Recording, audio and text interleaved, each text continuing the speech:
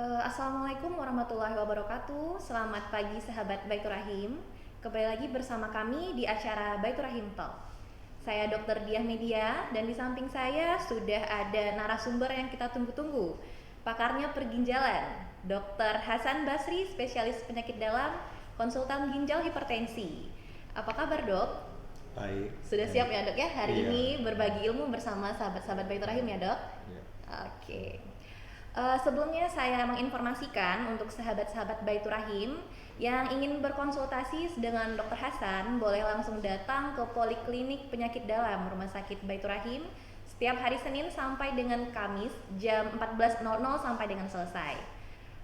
Dan untuk sahabat Baitur Rahim yang ingin mengajukan pertanyaan, boleh langsung diketik di kolom komentar. Nanti pertanyaannya akan saya bantu sampaikan ke Dr. Hasan.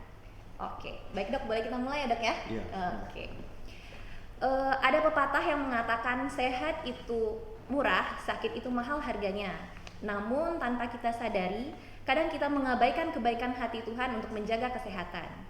Sehingga penyakit kronis pun datang menghinggapi. Dari semua itu, penyakit gagal ginjal kronik terdengar begitu menyeramkan. Bagaimana tidak, terapinya pun tidak tanggung-tanggung, mulai dari cuci darah hingga ke transplantasi organ. Nah Dok, sebelum kita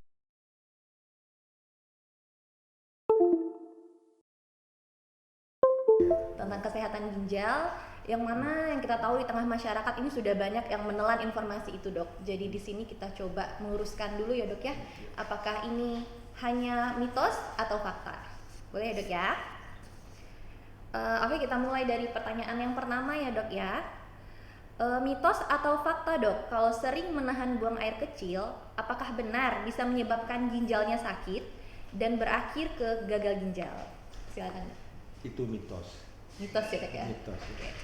Ya, menahan kencing itu tidak akan menyebabkan gagal ginjal, kecuali ada faktor genetik atau anatomi yang kelainan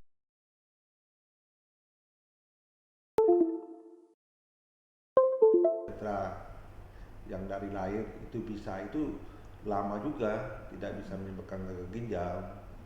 Jadi menahan kencing itu bisa menyebabkan gagal ginjal, itu adalah mitos. Mitos ya Dok ya? Oke. Baik Dok, pertanyaan berikutnya Dok. Mitos atau fakta Dok, rutin minum obat untuk sakit-sakit kronis seperti darah tinggi, kencing manis itu bisa menyebabkan gagal ginjal kronik Dok? Itu mitos ya. Mitos juga Dok. Mitos. Oke, mitos ya sahabat-sahabat Baitur Rahim. Jadi kalau penyakit kronis, penyakit diabetes, hipertensi, kalau kita memakan obat atau minum obat sesuai petunjuk dokter, itu tidak akan menyebabkan gagal ginjal. Gagal ginjal itu terjadi apabila kita penyakit kita itu tidak terkontrol. Misalnya hipertensi, tensinya tidak terkontrol, jadi mengakibatkan gangguan pada ginjal, atau pada diabetes, gula darahnya tidak terkontrol sehingga terjadi komplikasi pada ginjal. Bukan karena obatnya, tidak terkontrolnya penyakitnya itu yang menyebabkan gagal ginjal gitu. Oke, begitu ya sahabat Baitur Rahim. Sebenarnya bukan karena obatnya kita kena gagal ginjal, tapi karena penyakitnya yang tidak kita kontrol gitu ya. Pertanyaan berikutnya Dok, mitos atau fakta Dok, penyakit ginjal kronik ini hanya menyerang orang tua saja? Itu mitos juga. Mitos Jadi juga.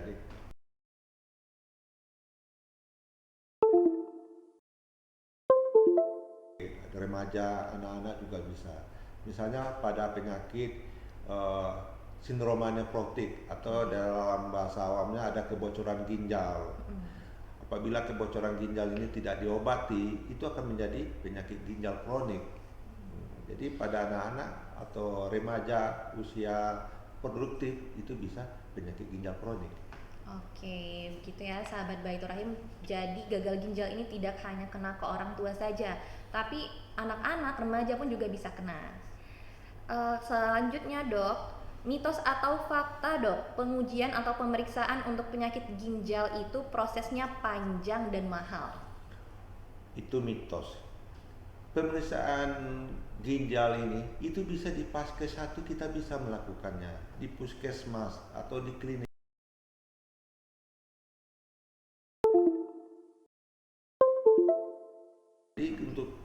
deteksi dini itu dari pemeriksaan urin, bisa dilakukan di klinik, bisa di puskesmas, sangat mudah dan tidak ada komplikasi, cuma pemeriksaan urin dalam 30 menit itu bisa kita tegakkan diagnosa.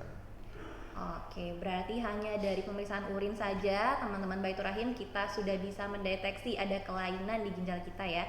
Jadi jangan takut pemeriksaannya akan mahal karena sebenarnya di Vaskes 1 juga kita sudah bisa memeriksakannya. Iya, ya? di BPJS itu gratis. Oke. Kalau pemeriksaan umum cuma nggak sampai 50.000, 40.000 itu. Oke, baik. Murah meriah. Murah meriah ya dok. Bisa tahu di mana. Oke, baik dok. Pertanyaan berikutnya dok, ini yang terakhir dok, seputar mitos fakta kita dok. Sering mengkonsumsi minuman-minuman berenergi, suplemen-suplemen pemutih atau pelangsing dok, apakah benar bisa menyebabkan gagal ginjal kronik? Bisa, itu adalah fakta.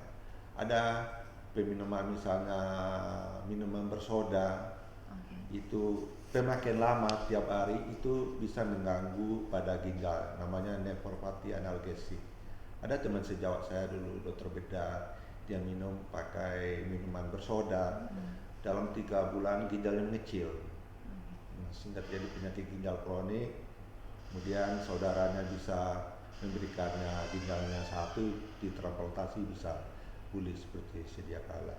Jadi minum bersoda yang diminum setiap hari sering itu bisa mengganggu pada ginjal, bisa mengecil, ginjal bisa mengecil nanti. Oke, begitu ya sahabat Baitur Rahim ya yang sering mengkonsumsi untuk minuman-minuman berenergi, ternyata itu fakta ya bisa menyebabkan kerusakan pada ginjal.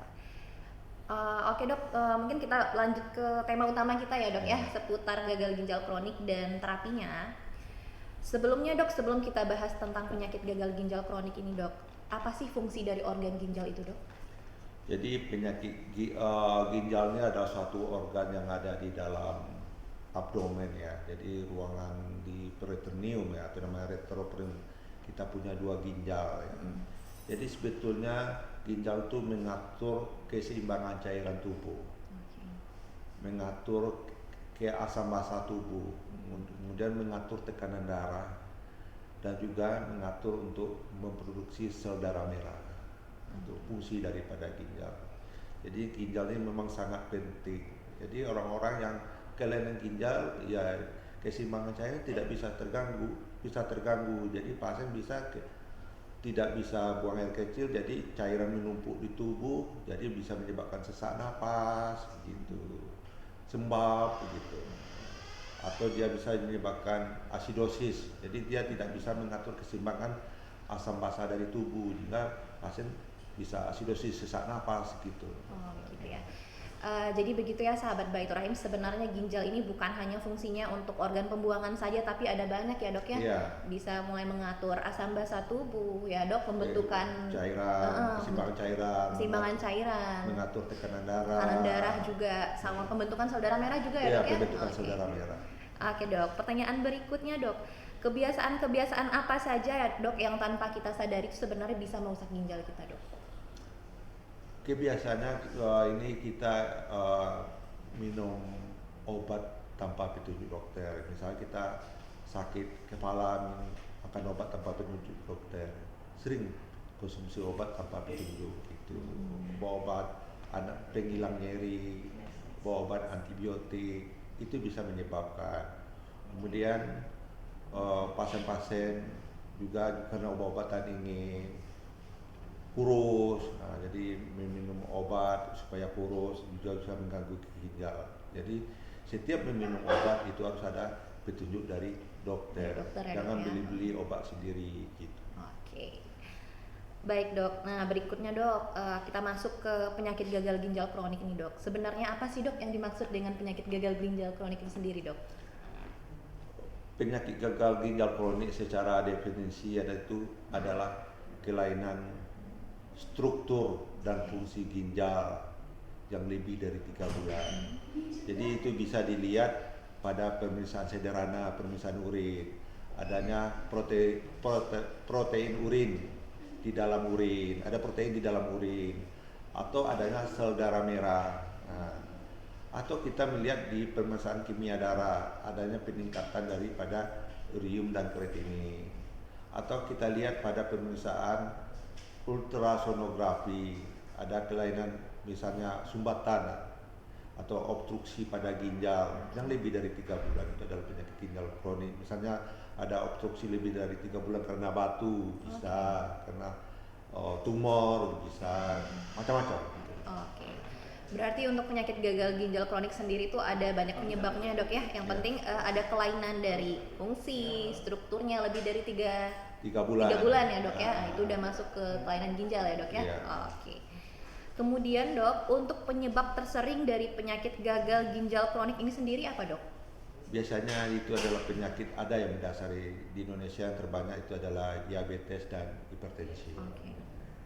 Jadi diabetes yang tidak terkontrol, hipertensi yang tidak terkontrol, itu bisa mengganggu ginjalnya. Nanti kita lihat secara awal ada ditemukan protein di dalam urin. Jadi itu adalah tanda awal kerusakan daripada ginjal gitu. Ada protein di dalam urin gitu.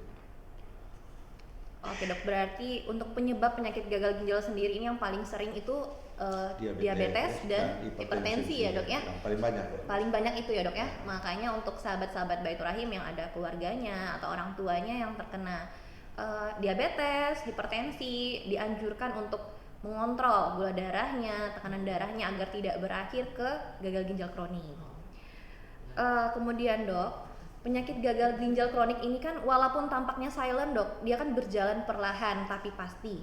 Ada nggak, Dok, tanda dan gejala yang muncul sehingga kita bisa lebih waspada, Dok, agar tidak jatuh ke stadium lebih lanjut, Dok?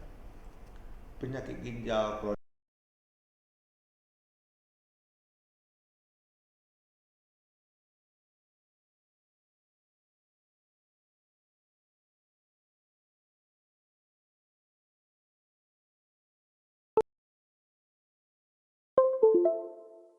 pada pasien yang menderita penyakit diabetes, hipertensi, itu kan harus dikontrol laboratorium sekali sebulan gitu, atau sekali 3 bulan untuk diabetes itu, untuk pemeriksaan darah. Untuk urin ya sekali sebulan harus dicek. Berarti untuk yang penyakit gagal ginjal yang stadium 1-2 itu gejalanya belum ada ya, Dok ya? Belum ada. Oke. Nah, jadi pada stadium 1-2 mungkin dia menderita hipertensi gitu, atau dia menderita diabetes, tapi ginjalnya belum ada gejala. Tapi kalau kita periksa itu mungkin udah ada protein urin positif 1 Di urinnya ya, Dok ya? urinnya. Oke. Kemudian, Dok, untuk terapi apa yang bisa diberikan, Dok? Terapi khusus apa yang bisa diberikan pada pasien dengan penyakit gagal ginjal kronik ini, Dok? Penyakit gagal ginjal kronik itu adalah akibat dari komplikasi penyakit yang mendasari. Jadi sebetulnya untuk mencegah, apabila dia hipertensi, kendalikanlah kadar gula, hipertensi kan kendalikan tekanan darahnya, Dok ya? di bawah, sistoliknya di bawah 140, diastoliknya di bawah 90. Atau pada pasien diabetes, kendalikanlah kadar gula darahnya di bawah 200. Itu harus dicek itu kadar gula darahnya, baik di dalam darah atau di dalam urin. Jangan ada kebocoran glukosa di dalam urin.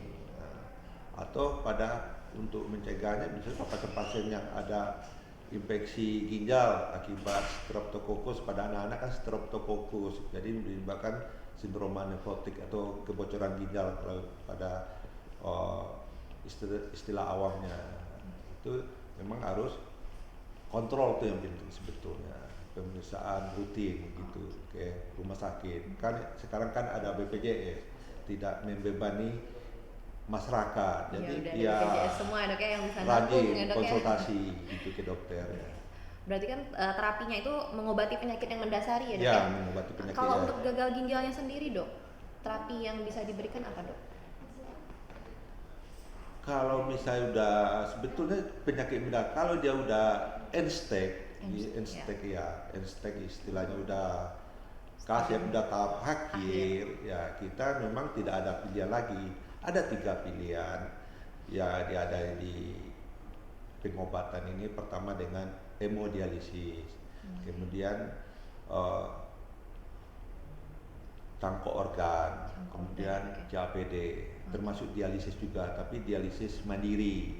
Kalau hemodialisis kan kita pakai mesin, kalau CAPD itu pakai perut pasien sendiri gitu. Sendiri. Oke, Dok. Ngomong-ngomong, Dok, dokter sudah menyinggung nih tentang cuci darah, Dok. Ada nggak, Dok, kemungkinan, Dok, pasien yang terkena gagal ginjal itu, Dok, bisa tidak kita lakukan cuci darah, Dok? Bisa, Bisa ya, Dok, ya? bisa. Oke. Jadi sebetulnya kita pilihan cuci darah itu adalah pilihan terakhir. Apabila misalnya pasien diabetes, dia udah masuk stadium 5, udah stadium 5, kreatininya 4, 5, uriumnya dia bisa kontrol, urium di bawah 100, tidak ada tanda-tanda kelebihan cairan, kita bisa menundanya. Tapi kita persiapkan dengan pemasangan AVESAN, jadi akses untuk cuci darah tadi tetap diberikan, ya. nah, jadi kapan dia kasep tidak bisa secara medikamentosa, pasien ya kita lakukan tindakan yang terakhir hemodialisa tadi. Hemodialisa. Tapi selagi pasien bisa patuh dengan dokternya, bisa patuh dengan meminum obat, patuh dia tidak meminum cair terlampau banyak, patuh dia tidak memakan makanan instan yang banyak-banyak fast food mengandung ya, Dok, ya? pengawet, ya gitu. Oke, kemudian, Dok, untuk konsep dari cuci darah itu sendiri, Dok, gimana? Karena kan orang awam mungkin taunya, oh darahnya dikeluarkan, kemudian dicuci, dimasukin lagi, Dok. Nah, itu gimana konsepnya, Dokter? Sebetulnya konsepnya sama dengan apa ya, yang kita sebut tadi ginjal tadi kan mengatur cairan. Jadi sebetulnya hemodialisis artinya membuang cairan yang berlebih di dalam tubuh akibat ginjal yang ada di tubuh ini tidak berfungsi. Jadi sebetulnya menarik cairan dan membuang racun di dalam tubuh, bukan dicuci. Jadi sebetulnya cuci darah itu adalah istilah yang sangat menakutkan, yang istilah salah sebetulnya. Sebetulnya kalau hemodialisis itu sebetulnya istilah yang benar itu adalah membuang cairan berlebih dan racun yang ada di dalam darah pasien. Itulah istilah yang paling benar. Tapi kita udah kasep nih ya, bilang cuci darah, seolah-olah pasien itu darahnya dikeluarkan, dimasukkan dalam ember, dikasih sabun, gitu, menakut. Sebetulnya tidak. Sebetulnya kita menarik cairan berlebih dan menarik racun di dalam darah. Sebetulnya seperti orang donor darah aja gitu. Nah, seperti orang donor darah, tidak sakit. Oke. Jadi begitu ya, sahabat Baitur Rahim, sebenarnya cuci darah itu bukan darahnya dikeluarkan, kemudian dicuci dan dimasukkan kembali, tapi lebih ke menggunakan mesin itu ditarik ya, Dok, ya? Iya. Cairan yang berlebihan, juga racun yang berlebihan di dalam tubuh ditarik menggunakan mesin gitu ya. Kemudian, Dok, ada titipan pertanyaan nih, Dok, dari beberapa pasien nih, Dok. Pertanyaannya gini, Dok. Pasien gagal ginjal benar ya, Dok, tidak boleh minum banyak? Padahal kan kita sewaktu sebelum sakit diminta untuk banyak minum. Itu gimana, Dok? Nah, jadi kita kembali kepada falsafah tadi, ginjal itu mengatur keseimbangan cairan. Jadi sebetulnya pasien itu tidak dilarang banyak minum, jadi diatur. Jadi pasien boleh minum itu sebanyak jumlah kencing yang dikeluarkan dalam 24 jam ditambah 600. Kalau pasiennya kencing 24 jamnya ada 1000, jadi pasiennya bisa minum 1600. Kalau kencingnya dalam 24 jam 500, pasien bisa minum 100. Jadi kita mengatur balannya 0 gitu. Jadi pasien tidak kelebihan cairan di dalam tubuh. Jadi kalau pasien bisa mengatur keseimbangannya itu, ya dia bisa mengukur urinnya setiap hari ditampung. Kalau kencing tampung itu. Kalau kencingnya tidak ada sama sekali 0, jadi cuma netes-netes cuma di bawah 50 cc, ya pasiennya minumnya ya 600 sesuai dengan cairan dikeluarkan dari keringat dan feses gitu. Berarti tidak semua ya, Dok, ya, untuk pasien penyakit ginjal kronik ini tidak semuanya harus dibatasi minumnya ya, Dok, ya? Iya. Tapi tergantung jumlah urinnya ya, Dok, Ya ya? tergantung jumlah. Jadi pasien ada berbeda. Ada orang di gagal ginjal dengan hemodialisis atau cuci darah yang ini, dia dicuci darah tapi kencingnya masih ada 1500. Karena dia bisa minum 2 liter itu. Karena kalau ada yang kencingnya 1000, dia bisa minum 1600. Jadi fungsi ginjalnya masih Masih bagus bagus, ya dok ya. ginjal Oke. sisanya masih bagus. Cuma racunnya tinggi kan gitu. Jadi dia hemodialisis atau cuci dia itu menyedot racunnya gitu. Oke baik dok. Berarti selama masih banyak produksi urinnya boleh minumnya ya dok Ya, ya. Yang penting ya, balance ya dok ya, imbalan seimbang yang sama masuk sama imbalan. yang keluar. Ya. Oke dok. Kemudian dok ini ada titipan pertanyaan juga dok. Pertanyaan gini dok, jika pasien penderita penyakit gagal ginjal stadium 3, apakah pada stadium ini fungsi ginjalnya bisa kembali ke normal dok? Kemudian agar tidak jatuh ke stadium berikutnya bagaimana dok?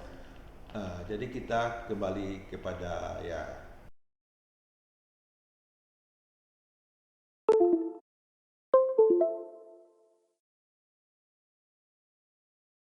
tidak bisa kembali.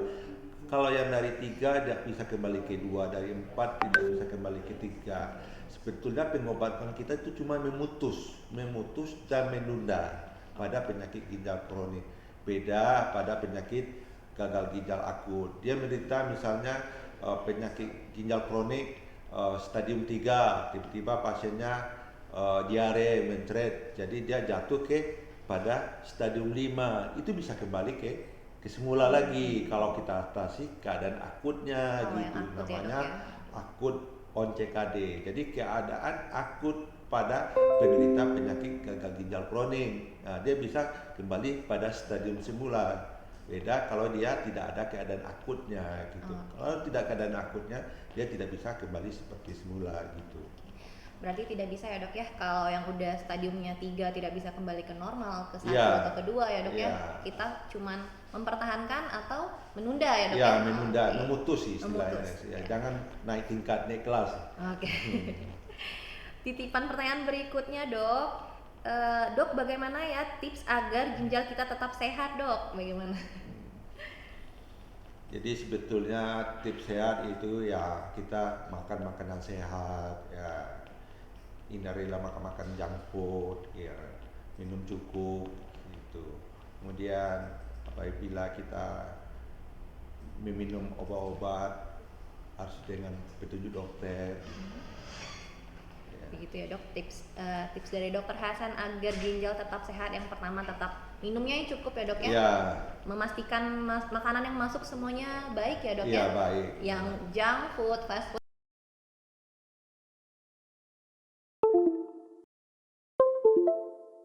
Tubuh mentoleransi, jangan setiap hari. Oke. Jadi tubuh tidak bisa mentoleransinya nanti. Oke, baik dok.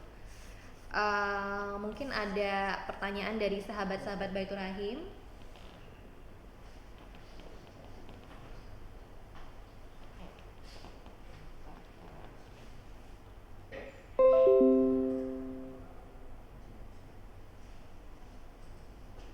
Oh, belum ada nih kayaknya dok. Oke.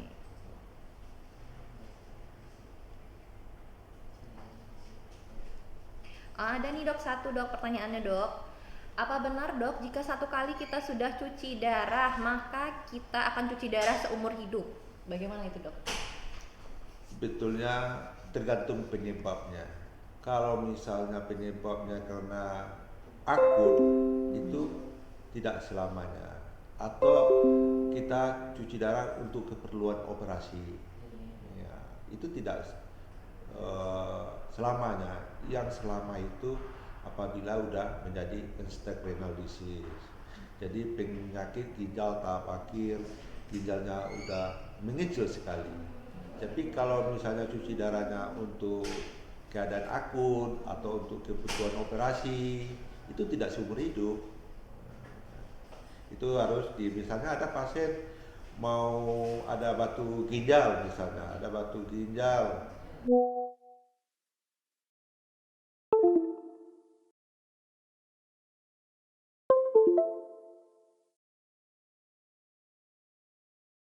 atau hemodialisis, kemudian kadar urium kreatinina normal, ya teman Ya, sejawat operasi beda bisa lakukan operasi, udah batunya dihilangkan penyebabnya, ya bisa stop cuci darah gitu. Berarti tidak harus satu kali cuci darah untuk seumur hidup, tidak Enggak, ya dok ya? tergantung penyebabnya. Oke, baik dok. Mungkin sahabat Baitur Rahim ya udah nggak kerasa dok, udah 30 menit nih dok jalan. Udah habis ya dok waktunya. Nah, Oke, terima kasih. Ada pertanyaan lagi? buat Satu lagi? Oke, ada satu lagi dok pertanyaannya dok.